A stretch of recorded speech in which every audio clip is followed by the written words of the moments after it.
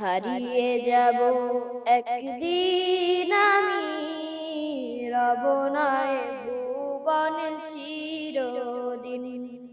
হারিয়ে যাব একদিন আমি, রব নয় ভুবন চিরদিন।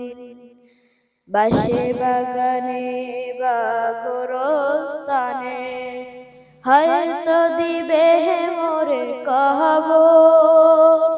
বাসে বাগানে বা গোরস্থানে হয়তো দিবে মোরে কবর। তোমরা আমায় যাবে ভুলে, রাখবে না কোনো খবর। হারিয়ে যাব একদিন আমি, রব নয় ভুবন চিরদিন।